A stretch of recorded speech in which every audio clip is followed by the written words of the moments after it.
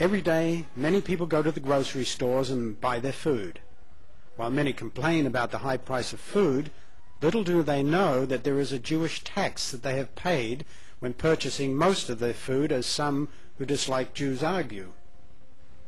According to some non-Jews, this reported Jewish tax is paid on nearly all prepackaged food items and is often signified by the capital letter K within a circle, or the letter U within a circle in the US, although there are approximately 400 other Jewish organizations who may use different symbols, with some of the symbols now shown.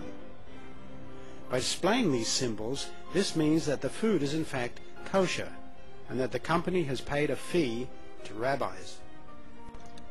Yearly, these fees from various Jewish organizations appear to be quite significant.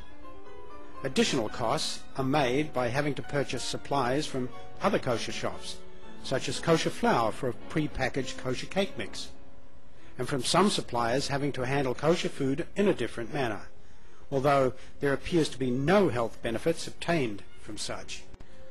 The Jewish ADL, that is the Anti-Defamation League of B'nai B'rith, an exclusively Jewish organization, say that such accusations are merely a bizarre claim by right-wing extremists.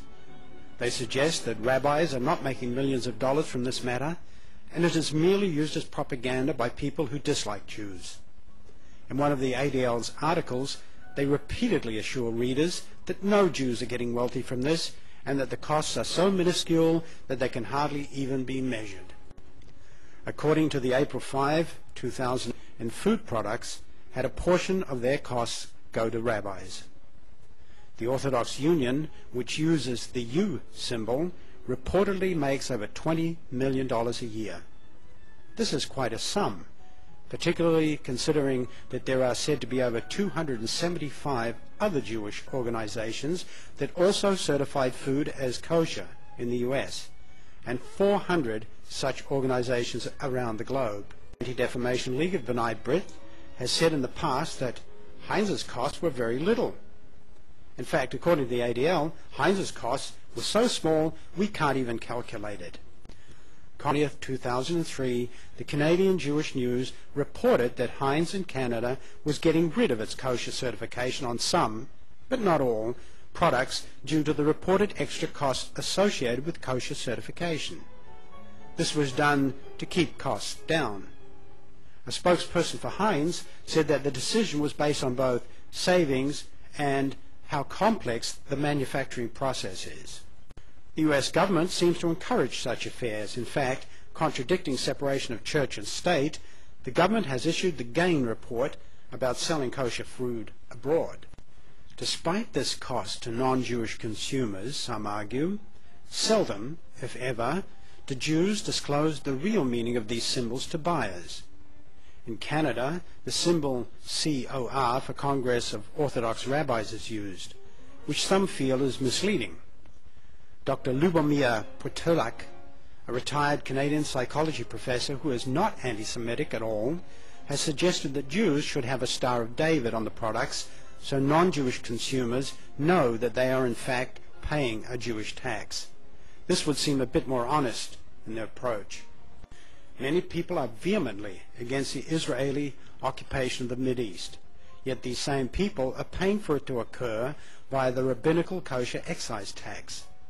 Little do some non-Jews, even Arabs, realize that they may be helping subsidize Israel's wall of separation that goes through Palestinian neighborhoods by simply buying their food. Even if some of the money from the rabbinical kosher excise tax does not go to Israel directly, it certainly eases up other monies that can be then earmarked for such. Some non-Jews feel that these fees are an unfair burden to non-Jews, since it is non-Jews who pay the greater portion of the fees. The number of Jewish consumers does not affect the costs in most cases, and there is no evidence to indicate that this is the case.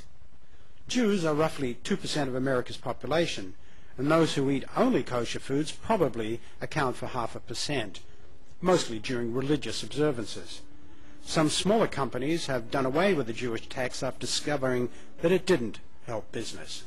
Today you will see kosher certification noting that such fees have been paid, on most prepackaged food products, from pancake mix to crackers to lasagna noodles to ketchup, mustard, tomato juice, and so forth. Tens of thousands of products now have this kosher tax. This kosher tax is not just on food products.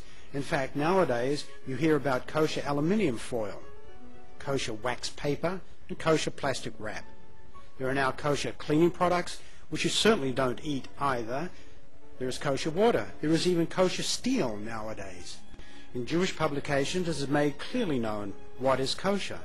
However, as some people have pointed out in Gentile publications, evidence that a kosher tax is to be paid is deliberately hidden. In this ad for Dovey pads, the kosher certification was brushed out deliberately.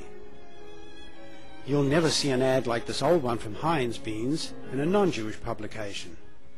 Why is this if there is nothing to hide? Today it seems that these kosher taxes tend to affect all consumer items.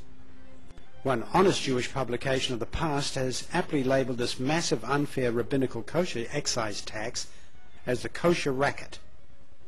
As noted previously, there have been kosher taxes paid on $165 billion in food products in the US in 2003, with just one organization receiving well over $20 million.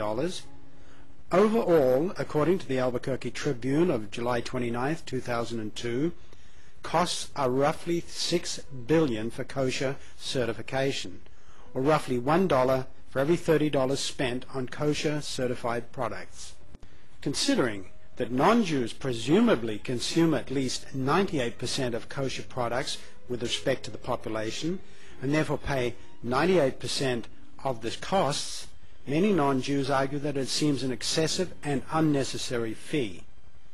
If Jews wish to pay for their certification and the extra costs associated with that, most non-Jews see no problem.